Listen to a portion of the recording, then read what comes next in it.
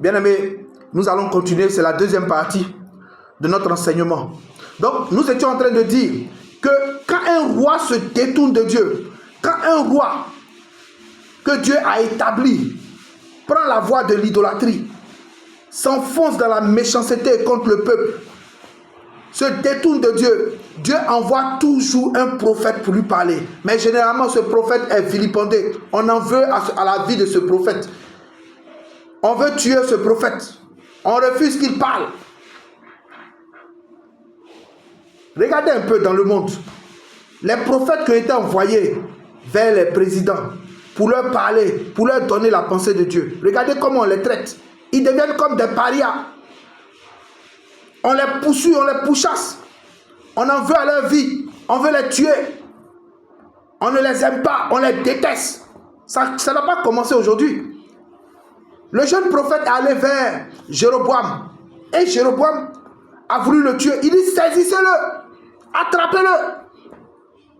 Si on l'avait attrapé, on allait le tuer. Parce qu'il avait osé parler au roi. Il a osé parler au président. Il a osé dire, donner la pensée de Dieu. On va le tuer. Et c'est comme ça. Ça a toujours été comme ça. Quand un prophète dénonce, parce que la différence entre le prophète et le pasteur, ou bien le prophète et, je peux prendre par exemple le sacrificateur, c'est que le sacrificateur, lui, il parle à Dieu de la part du peuple. Voilà. Le sacrificateur, il parle, quand il va devant Dieu, il parle à Dieu de la part du peuple. Mais le prophète, lui, parle au peuple de la part de Dieu. C'est-à-dire, ce que Dieu pense, c'est la pensée de Dieu qu'il transmet aux hommes. Donc, le prophète ne peut pas venir et caresser le péché. Le prophète ne peut pas venir et caresser l'homme. Non, il vient de la part de Dieu, l'autorité suprême. Il te donne le message. Qui es-tu, président? Qui es-tu, roi? Qui es-tu, autorité? Dieu est le créateur. Tu n'es rien devant Dieu. Donc, quand Dieu te parle, Dieu parle à sa créature. Donc, Dieu ne peut pas se prosterner devant toi. Pourquoi? Toi, tu es qui? Dieu parle. C'est pourquoi le prophète, quand il vient, il donne la pensée de Dieu. Ainsi parle l'Éternel. Dès le moment où il dit ainsi parle Yahweh, ce qui vient, ce qui suit après cette phrase-là, c'est la pensée de Dieu. C'est Dieu qui parle. Quand une personne se tient debout dans une assemblée et qu'elle commence à prophétiser, si cette personne-là réfléchit et cherche ses mots, ce n'est pas Dieu qui parle. Parce que quand Dieu parle, c'est pam, pam, pam, pam, pam. Dieu ne regarde pas nos titres, ça n'intéresse pas Dieu. Il parle à sa créature, il dénonce. Et quand Dieu parle toujours, c'est pour sauver. Quand Dieu envoie un prophète auprès d'un roi, auprès d'un président, auprès d'une autorité, Dieu ouvre toujours une porte de sortie. Regarde, Dieu envoie Jonas pour aller parler aux habitants de Ninive. Jonas refuse de partir parce que Jonas sait que s'il va et qu'il donne la pensée de Dieu, si ce peuple-là se répand, Dieu va leur pardonner. Il ne voulait pas que Dieu leur pardonne. Il voulait que Dieu les frappe. Et il fuyait, il refusait d'y aller. Et quand Dieu l'a forcé à partir, quand il est arrivé là-bas, le poisson l'a vomi sur la rive. Il arrive à Ninive, il donne la parole, il prêche, il annonce la destruction de Ninive. Il donne la pensée de Dieu. Le roi a commencé par le roi. Il se dépouille de ses attributs royaux. Et il porte un sac. Et il réveille sur lui de la cendre. Il s'humilie pour demander pardon à Dieu. Et Dieu fait grâce. Le roi et tout le peuple, tout le monde. Le roi a décrété un jeûne pour demander pardon à Dieu. Et ils ont demandé pardon. Après la repentance, Dieu a fait grâce. Il n'a pas détruit la ville. Ah, bien aimé. Quand Dieu envoie un prophète, en fait, le but de Dieu est que le roi, le président revienne à lui. Dieu aime tous les hommes. Dieu aime tous les présidents. Dieu les aime. Et Dieu ne veut pas qu'un seul homme aille en enfer. C'est pourquoi, avant de frapper, Dieu envoie toujours un prophète pour dénoncer, pour parler, afin que leur attention afin qu'ils reviennent à leur sens, afin qu'ils se détournent de l'idolâtrie, de la méchanceté et qu'ils reviennent à Dieu, pour que Dieu leur pardonne, afin qu'ils soient sauvés. Dieu ne veut pas qu'un président meure dans ses péchés. Dieu aime tous les présidents. Dieu aime tous les rois. Dieu les aime. Mais quand Dieu envoie son prophète, la première pensée de ses autorités, c'est de les tuer. Pourquoi il parle? Pourquoi il vient dénoncer le système qui est en place? Il faut le tuer. Il dit saisissez-le. Jéroboam dit saisissez-le.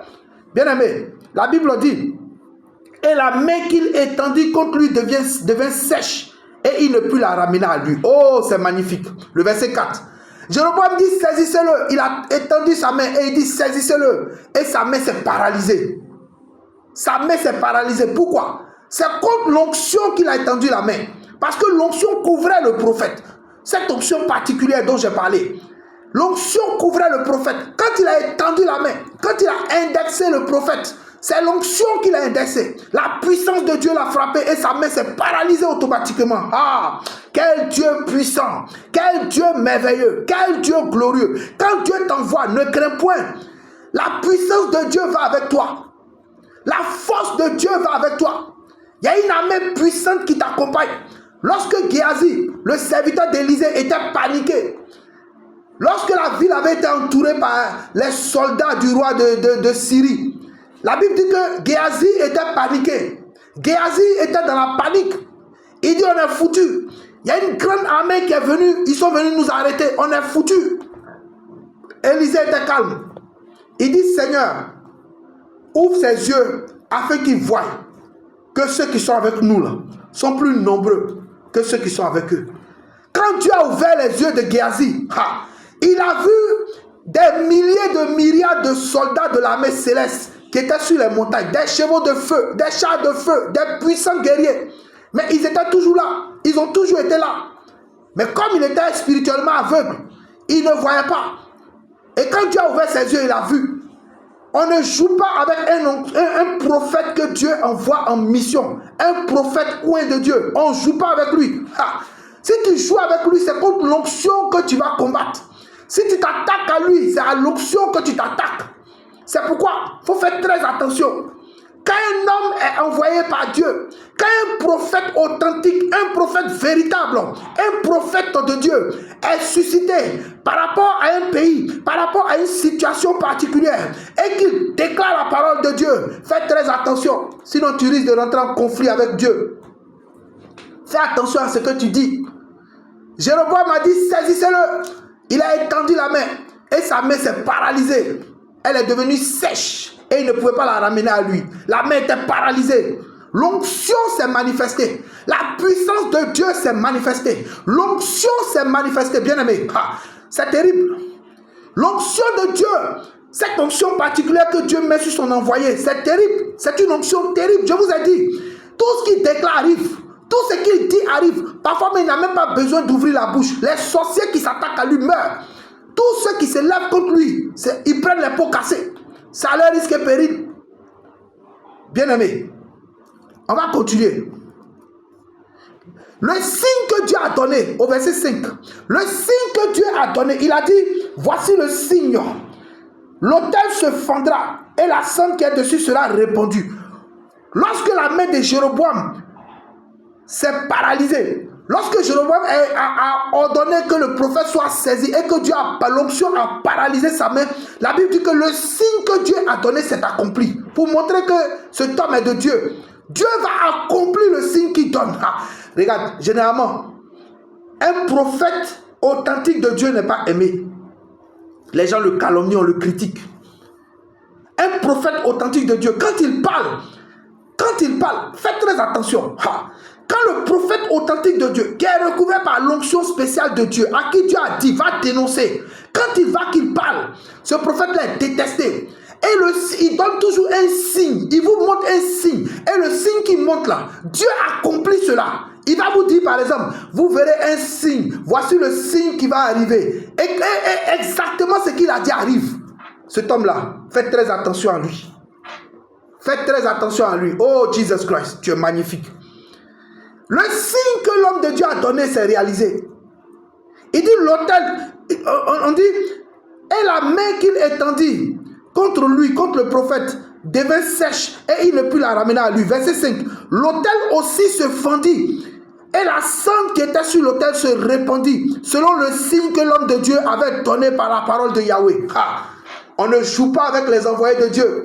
On ne joue pas avec les gens que Dieu envoie. On ne joue pas avec l'onction qui les accompagne. Cette onction particulière, je ne connais pas le nom de cette onction-là. Il y a des gens qui parlent d'onction royale. Il y a des gens qui parlent de sacerdoce royal. Je ne sais pas comment on appelle cette onction-là. Mais ce que je sais, c'est que quand Dieu envoie un homme en tant que son prophète, pour parler à des autorités, pour parler à des présidents, à des rois, il y a une onction particulière qui les couvre. Et cette onction-là, on ne joue pas avec cette onction. Tu t'amuses, tu meurs. Il dit, saisissez-le. Sa main s'est paralysée. Et le signe qu'il a donné s'est réalisé. L'autel a été renversé. Et la cendre s'est répandue sur l'autel. Quel Dieu puissant. Quel Dieu glorieux. Quel Dieu merveilleux. Quel Dieu fort. Nous avons un Dieu puissant. Quel Jésus de Nazareth. Un Dieu qui n'abandonne jamais ses envoyés. Un Dieu qui accompagne toujours ses serviteurs. Un Dieu vivant. Un Dieu glorieux. Un Dieu puissant. Oh, Jesus. C'est magnifique. C'est magnifique. C'est magnifique. Bien-aimé. Mais l'onction que Dieu dépose sur toi là a deux facettes. Si vous êtes dans l'obéissance, en tant que prophète de Dieu, si Dieu vous envoie et que vous êtes dans l'obéissance, dans la sanctification, l'onction devient pour vous un sujet de restauration et de protection. L'onction va vous protéger, quelles que soient les attaques. L'onction va combattre pour vous. L'onction va vous protéger. L'onction va vous garder. Quelles que soient les menaces, l'onction va vous protéger. Et rien ne va vous arriver tant que l'onction est sur vous. Mais cette onction-là, comme je l'ai dit tantôt, la deuxième facette, elle peut devenir un piège pour vous-même. Elle peut devenir un problème pour vous. Si vous tombez dans le péché, si vous ne respectez pas la feuille de route que Dieu vous a donnée, si vous sortez de la feuille de route que Dieu vous a donnée, cette onction-là peut se retourner contre vous-même. C'est comme une épée qui se retourne contre vous et vient vous poignarder. Tout le monde crie dans les églises, je veux l'onction, je veux l'onction. Les enfants de Dieu, je veux l'onction. C'est bien, il faut demander l'onction. Mais il faut savoir que l'onction a deux facettes. L'onction, elle peut faire de vous un homme extraordinaire, une femme extraordinaire, si vous demeurez dans l'obéissance, si vous demeurez dans la sanctification. Parce que l'onction est à l'aise lorsque le sujet est dans la sanctification et dans l'obéissance. L'onction, quand elle vient sur vous, si vous êtes dans l'obéissance, dans la sanctification, l'onction est à l'aise pour se manifester, pour opérer. Mais si vous tombez dans la désobéissance, si vous tombez dans le péché, l'onction devient pour vous un danger. Un danger. Quand Dieu vous envoie, respectez la feuille de route que Dieu vous a donnée. Si vous vous détournez de cette feuille de route, vous mettez votre vie en danger. Bien aimé, le jeune prophète ici, notre homme de Dieu qui est venu de Juda pour aller parler à Jéroboam, regardez ce qui va se passer. On va lire à partir du verset 6. Alors le roi prit la parole et dit à l'homme de Dieu, implore Yahweh ton Dieu et prie pour moi afin que ma main revienne à moi. Bien aimé, l'onction a foudroyé Jéroboam et sa main s'est paralysée. L'onction a renversé l'autel et la cendre s'est répandue. Le signe que Dieu a donné s'est accompli. Dieu a fait son travail. Dieu t'a envoyé. Il t'a donné une feuille de route. Il t'a donné une parole claire. Il t'a donné un ordre clair. Pourquoi est-ce que tu vas te détourner? Quel que soit ce que les gens vont te dire, reste attaché à ce que Dieu t'a dit. Demeure dans ce que Dieu t'a dit. Ne te détourne ni à gauche ni à droite. L'homme de Dieu, le roi, a vu que cet homme venait vraiment de Dieu. Le roi a vu que c'était le Dieu tout-puissant qui avait fait de lui roi, qui a envoyé cet homme pour lui parler. Et le roi a pris conscience. Et maintenant, il ne cherche plus à tuer l'homme de Dieu. Qu'est-ce qu'il dit? Il dit, implore Yahweh ton Dieu. C'est-à-dire qu'il avoue que Dieu n'est plus son Dieu. Le Dieu qui a fait de lui roi n'est plus son Dieu. Il s'est détourné de lui. Et il dit au prophète, implore Yahweh ton Dieu et prie pour moi afin que ma main revienne à moi. Regardez. Regardez. Quelqu'un que Dieu a choisi, un ouvrier qui est devenu serviteur de Salomon et que Dieu a pris pour en faire un roi sur Israël. Tu n'as pas de lignée royale. Tu n'es pas prince héritier. Dieu t'a pris, il t'a donné la royauté gratuitement. Et toi, pour garder le pouvoir que tu n'as même pas acquis tu n'as pas fait la guerre, tu n'as pas conquis. Un pouvoir qui t'a été donné gratuitement. Toi, tu mets en place des stratégies pour pouvoir garder. Tu allais écouter Satan et tu as utilisé la ruse, le mensonge et la manipulation pour entraîner le peuple dans l'idolâtrie. Et tu maintiens le peuple dans le péché, dans l'idolâtrie, loin de Dieu, afin que ce peuple-là soit abruti et que ce peuple-là soit contrôlé et dominé par toi. Tu veux garder le pouvoir par toi-même, tes moyens. Mais celui qui t'a donné le pouvoir là, et qui n'a pas permis qu'il y ait guerre entre Israël et Juda, pourquoi tu ne t'attaches pas à lui? S'il s'était attaché à Dieu, s'il était resté attaché à Dieu, Dieu aurait établi son trône et sa maison allait toujours régner sur Israël. Mais il s'est détourné de Dieu et il allait dans l'idolâtrie. Et maintenant, il reconnaît que Dieu n'est plus son Dieu. Il dit à l'homme de Dieu, implore Yahweh ton Dieu et prie pour moi afin que ma main revienne à moi. Ah, donc ton idole là ne peut plus ramener ta main à toi. L'orgueil, son orgueil, il a fait fi de son orgueil et il a demandé à l'homme de Dieu de prier pour lui. Bien-aimé, je vous ai dit, quand Dieu vous envoie, attachez-vous toujours à l'ordre de mission. Ne vous détournez pas de l'ordre de mission que Dieu vous donne. L'homme de Dieu implora Yahweh et la main du roi put revenir à lui et elle fut comme auparavant. Vous voyez, l'homme de Dieu, il a échoué. Pourquoi je dis cela? C'est de l'orgueil.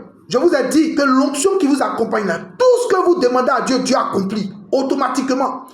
Tout ce que vous faites, Dieu cautionne. Tout ce que vous dites, Dieu cautionne. Quand vous demandez quelque chose, Dieu accomplit. Vous priez pour un mort, Dieu le ressuscite. Mais ce n'est pas parce que vous avez cette onction que vous devez désobéir à Dieu. Il faut rester attaché à l'ordre de Dieu, à l'ordre de mission. Dieu ne lui a pas dit de prier pour Jéroboam. Il n'a pas consulté Dieu.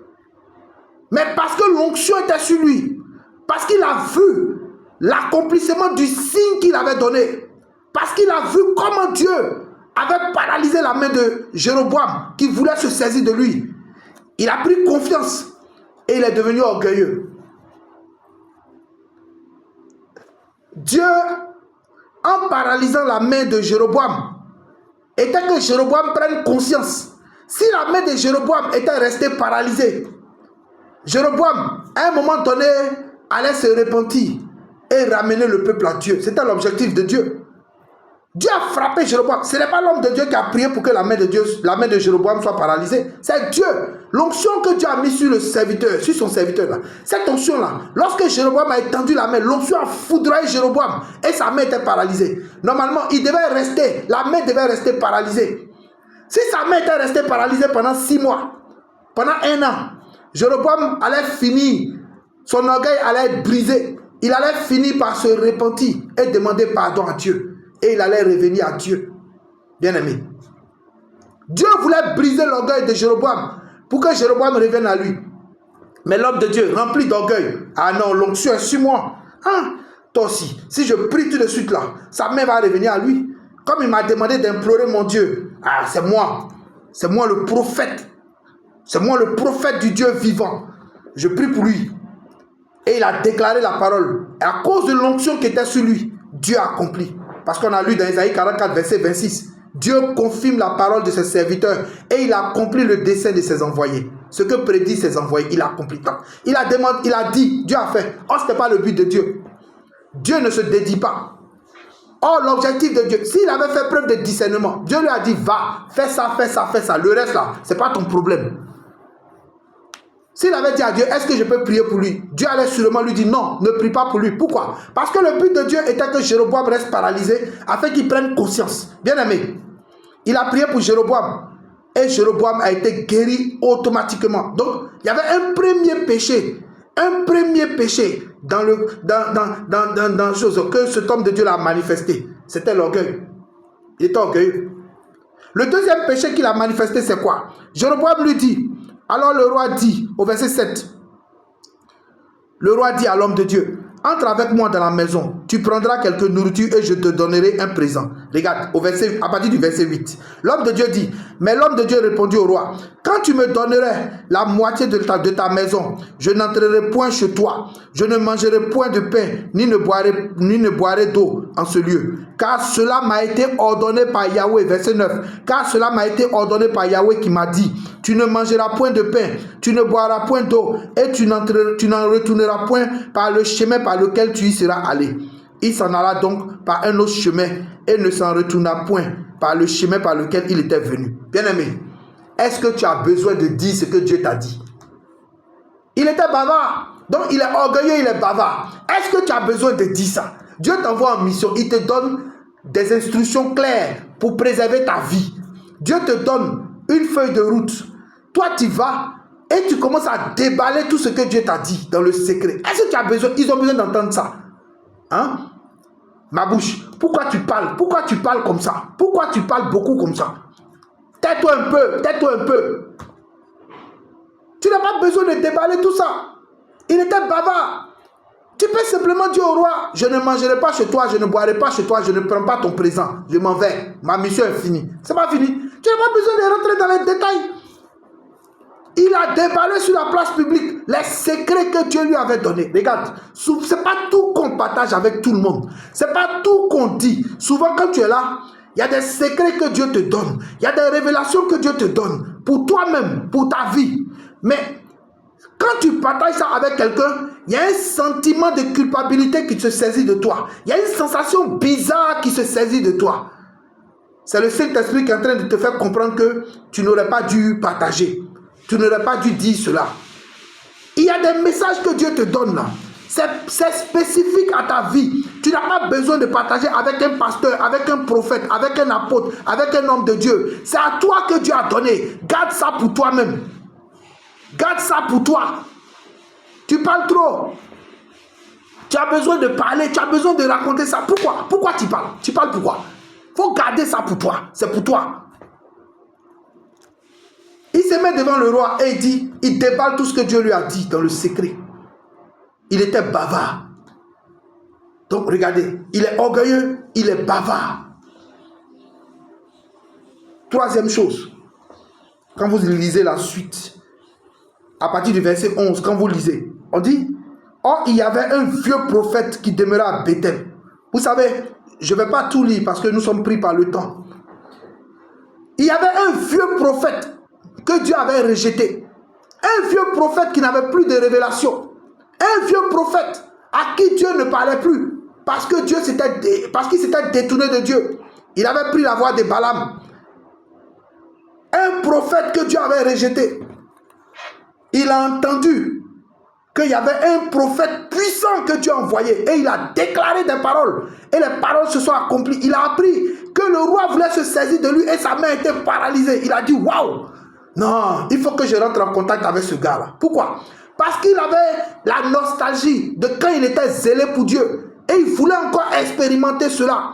Et il dit, il va s'accrocher à lui parce que l'onction contamine. Quand vous vous collez à une personne que Dieu a oint, une personne ointe, Dieu, cette onction-là, peut se déverser sur vous parce que l'onction contamine.